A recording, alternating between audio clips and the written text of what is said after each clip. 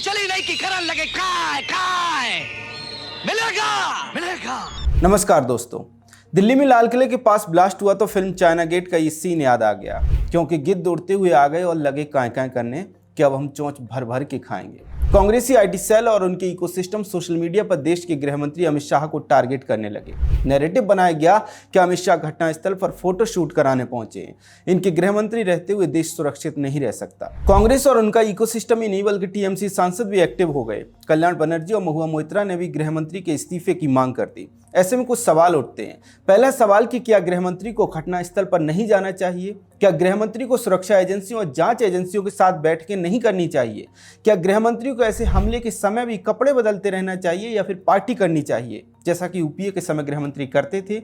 मतलब कोई सेंस नहीं है इस बात का कि गृह मंत्री घटनास्थल पर गए तो उन्हें टारगेट किया जाए। लेकिन फिर वही बात है कि प्रोपेगेंडा के लिए सेंस की जरूरत ही कहाँ है। अगर गृह मंत्री ना जाते तो ये प्रोपेगेंडा किया जाता कि देखो, दिल्ली में होते हुए भी अमित शाह घटनास्थल तक नहीं पहुंचे, पीड़ितों से मिलने नहीं पहुंचे, उनके आवास से तो अस्पताल बस इतने किलोमीटर है। इतनी असंवेदनशीलता, उन्हें इस्तीफा दे देना चाहिए। वोट देकर ही जनता तो हमें कभी इलेक्शन में जिताएगी नहीं, इसीलिए चार दीवारी में बैठकर अगर हम मुंह वाला बयान न दें तो हमारा लेवल गिर जाएगा और ये जनता हमें भूल जाएगी। जी हाँ, अगर गृह मंत्री न जाते तो बिल्कुल यही नैरेटिव चलाया जाता। मजे की बात यह है कि कांग्रेस और इंडी गठबंधन के दूसरे दल गृह मंत्री का इस्तीफा मांग रहे हैं। मतलब जिनके कार्यकाल में 2019, 2020, 2021, 2022, 2023 में देश के अंदर एक भी आतंकी घटना नहीं हुई, उन गृह मंत्री का इस्तीफा मांगा जा रहा है। इस ग्राफ को देखिए, 2004 से 2014 तक का ये एरिया आपको रेड दिखाई दे रहा है। ये वो दौर था जब यूपीए के समय देश में बार बार आतंकी हमले होते थे। सिर्फ कश्मीर में ही नहीं बल्कि देश के बड़े शहरों में होते थे। और 2014 के बाद जो आपको 5 जगह रेड स्पॉट दिखाई दे रहा है, कश्मीर को छोड़कर, ये 5 हमले पिछले लगभग 11 साल में देश में हुए हैं। 2019 में अमित शाह गृह मंत्री बने और उसके बाद तो सिर्फ 2 हमले हुए हैं। इसके बाद भी गृह मंत्री का इस्तीफा मांगा जा रहा है। तो सिर्फ एक ही बात कही जा सकती है, तुम्हें शर्म है? कुछ शर्म आया है? दोस्तों एक बात और समझिए, हमारे देश की युवा पीढ़ी, विशेष तौर पर जैन जी को शायद ये पता ना हो, लेकिन 2004 से 2014 के बीच का समय ऐसा था जब हर दिन घर से बाहर निकलने में डर लगता था। हर दिन ऐसा लगता था कि आज बचेंगे या नहीं, क्योंकि बस में, ट्रेन में, रेलवे स्टेशन पर, बस स्टैंड पर, सार्वजनिक स्थानों पर, मंदिरों में आतंकी हमले आम हो गए थे। इस ग्राफ को देखिए, 2004 से 2014 के बीच में देश में 45 बड़े हमले हुए, जिनमें लगभग 1100 लोगों की जान गई।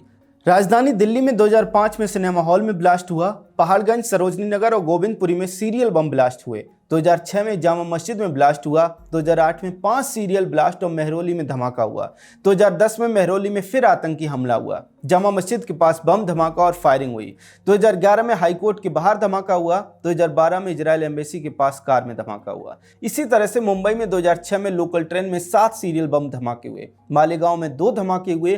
2008 में मुंबई हमला हुआ। 2010 में जर्मन बेकरी ब्लास्ट हुआ। 2011 में मुंबई में 3 सीरियल बम ब्लास्ट हुए। 2012 में पुणे में फिर से सीरियल बम ब्लास्ट हुए। इसके अलावा चाहे यूपी हो, बिहार हो, कर्नाटक हो, तेलंगाना हो, तमिलनाडु हो, गुजरात, राजस्थान, हरियाणा या फिर देश के दूसरे राज्यों, लगभग सभी राज्यों में लगातार आतंकी हमले हो रहे थे। अब आप कल्पना कीजिए कि उन दिनों लोगों के अंदर कैसा खौफ रहा होगा, लोगों के अंदर कैसा डर रहा होगा। मजे की बात यह है कि न सिर्फ आतंकी हमले लगातार हो रहे थे, बम ब्लास्ट लगातार हो रहे थे, बल्कि इन हमलों को रोकने के लिए यूपी सरकार कोई सख्त एक्शन लेती भी दिखाई नहीं दे रही थी। 26/11 जैसा हमला करने के बाद भी पाकिस्तान के ऊपर पलटवार नहीं किया गया। इसका परिणाम यह हुआ कि उसके बाद भी देश में हमले होते रहे। राजनीति के जानकार कहते हैं कि कांग्रेस नेतृत्व में चल रही यूपीए सरकार तब इसलिए इन आतंकियों पर कार्रवाई नहीं करती थी क्योंकि उन्हें अपने मुस्लिम वोट बैंक के नाराज हो जाने का डर था। अगर ऐसा था तो समझिए कि मुस्लिम तुष्टीकरण के लिए कांग्रेस की पाकिस्तान परस्ती नीति के कारण, आतंकियों पर सॉफ्ट होने के कारण लगातार हमले हुए।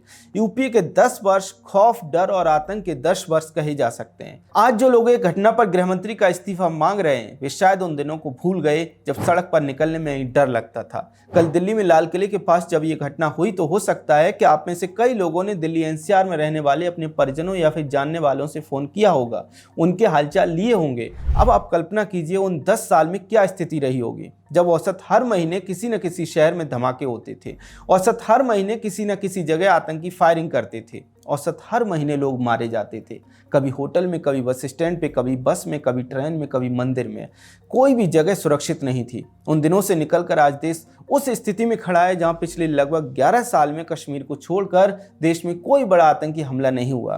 दिल्ली ब्लास्ट आतंकी हमला है या नहीं, इस पर भी अभी आधिकारिक मोहर लगनी बाकी है। खैर, ऐसे में निष्कर्ष के तौर पे दो बातें कही जा सकती हैं। पहली कि कांग्रेस को आतंकी हमलों के मामले पर बोलने का कोई नैतिक अधिकार नहीं है। दूसरी, देश के युवाओं को विशेष तौर पर जैन जी को याद रखना चाहिए कि पिछले 10 वर्ष सुरक्षा के लिहाज से देश के गोल्डन ईयर्स कहे जा सकते हैं। इससे पहले के 10 साल यानी 2004 से 2014 का समय खौफ का था, उसे भूलिए मत।